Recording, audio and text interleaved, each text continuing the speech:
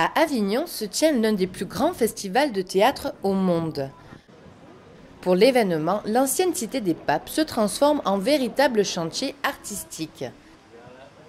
Animation de rue, affichage, costumes, déambulation, les artistes venus du monde entier mettent tout en œuvre pour attirer le public. Au total, plus de 1400 spectacles sont proposés pour cette 55e édition. Parmi eux, la compagnie Ariard présente les 10 du bout de l'île. C'est la première fois qu'une troupe professionnelle venue de Mayotte se produit au Festival Off d'Avignon. Je vole, léger, léger comme un oiseau qui plane.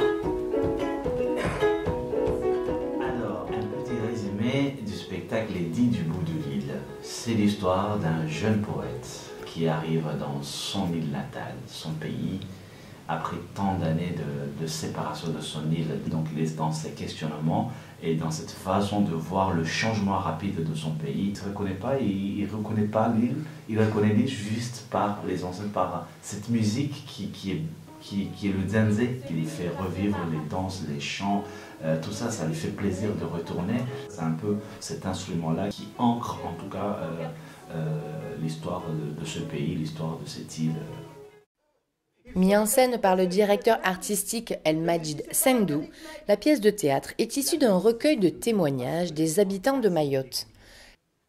Ma mère m'a dit, reviens parce qu'il faut que tu reviennes.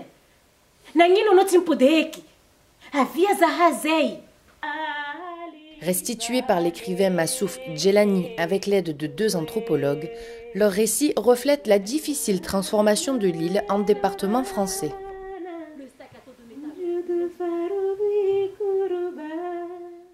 J'incarne plusieurs personnages, donc une des personnages c'est la mère du poète, donc qui lui parle de son retour sur l'île, qui lui dit que non, on n'a pas changé, c'est peut-être toi qui as changé. Et une jeune femme moderne qui se pose plein de questions entre cette tradition et cette modernité, parce qu'elle a découvert autre chose, d'autres façons de s'habiller, d'autres façons de se parler, de se coiffer, et quand elle revient, on la voit aussi différemment, et est-ce que c'est accepté ou pas toujours par la famille et la société? C'est à l'auteur de nous dire. Pour faire découvrir ces histoires, les comédiens vont à la rencontre de leur public dans les rues de la ville.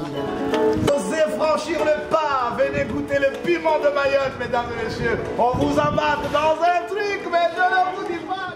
Quand on va tracter, on dit « Ah, ça vient de Mayotte », déjà « Ah, Mayotte, ah, Mayotte ». Donc ils sont contents, tout ça, donc c'est agréable. Donc du coup, je me suis dit que ça touche les gens parce que n'ayant pas tracté vraiment, absolument, et les gens quand même y viennent, je trouve ça très joli. Mais bon, il ne faut pas qu'on dorme. Mais les artistes peuvent compter sur le rythme entraînant du djenzé pour garder la forme. Tous les soirs jusqu'au 30 juillet 2016, ils invitent les spectateurs à la chapelle du Verbe incarné pour un voyage poétique et musical sur l'archipel des Comores.